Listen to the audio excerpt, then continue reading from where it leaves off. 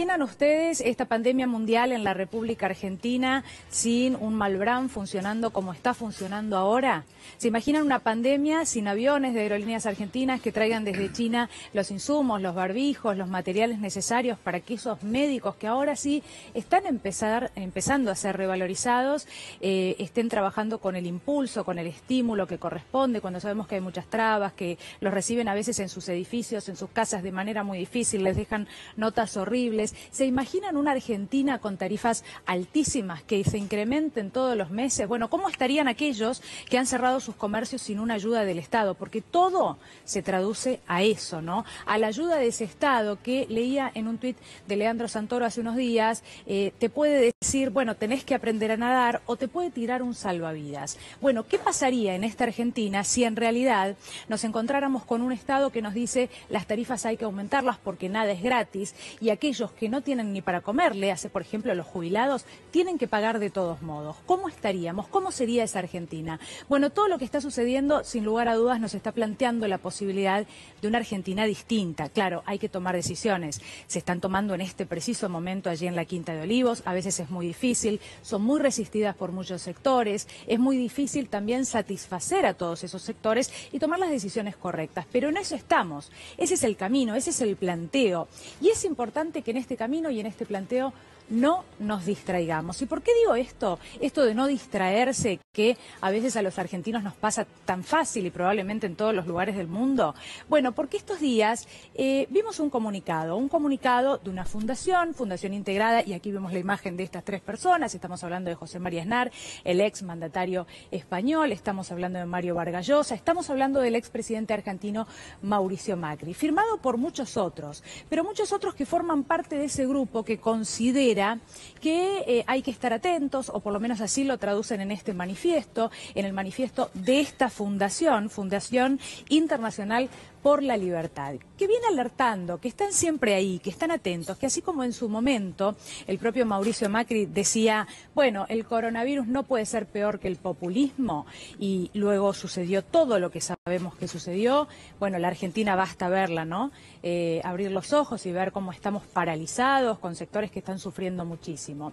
¿Qué es lo que dice este comunicado? Y seguramente todos lo vieron en las últimas horas, pero es importante detenernos un minuto acá y pensar ¿por qué estoy planteando esto de no distraernos con cualquier cosa? Porque intentan distraernos de todos lados. Eso sigue sucediendo, eso sucede todo el tiempo y a veces es bueno no volver atrás. ¿Qué es lo que dice este comunicado? Aquí lo tenemos en pantalla.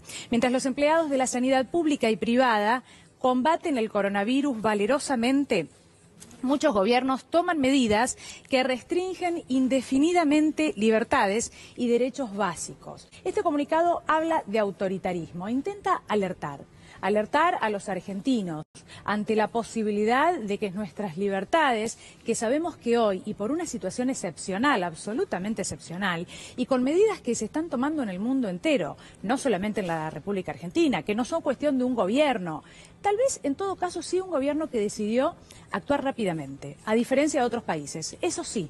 Pero la verdad que también esas decisiones estamos viendo con el paso del tiempo. Por supuesto no sabemos qué va a pasar y habrá que esperar y estar atentos. Hablábamos de decisiones que, bueno, se toman constantemente y en cada una de ellas hay un riesgo de perjudicar a un sector, un riesgo de cometer un error, por ejemplo, ¿no? Pero bueno, de todos modos, decía, decisiones que son elogiadas por muchísimos sectores del mundo, muchísimos lugares, muchísimos mandatarios. Bueno, podríamos pensar simplemente en cuál es el mensaje que baja, por ejemplo, el Papa Francisco, pero vamos primero a lo que decía Mauricio Macri, el presidente, hace unos meses atrás, un tiempo atrás nada más. Lo escuchamos. El fenómeno que estamos viviendo, como decía, que recién comienza, nos lleva al desafío de evitar algo que para mí es mucho más peligroso que el coronavirus, que es el populismo. Para mí es mucho más peligroso que el coronavirus, que es el populismo. El debate es grandísimo, es muy extenso y de hecho sería muy interesante, ¿no?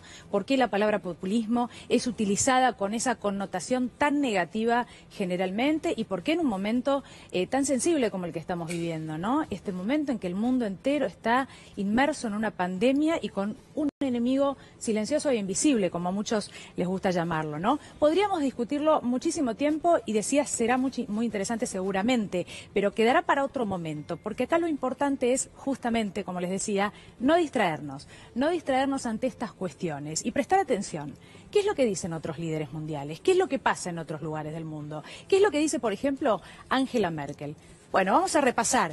Canciller alemana, ¿qué es lo que ha dicho en las últimas horas? No estamos al final, sino al principio de la pandemia y sobre una capa muy, pero muy fina de hielo. Los conceptos de Angela Merkel, bueno, a veces pueden aplicarse fácilmente en la República Argentina, muchas otras veces, bueno, somos sociedades distintas, con costumbres, hacer las cosas bien. Todo bien para hacer frente a esta pandemia. A quien los ha sorprendido y que vuelvo a lo mismo.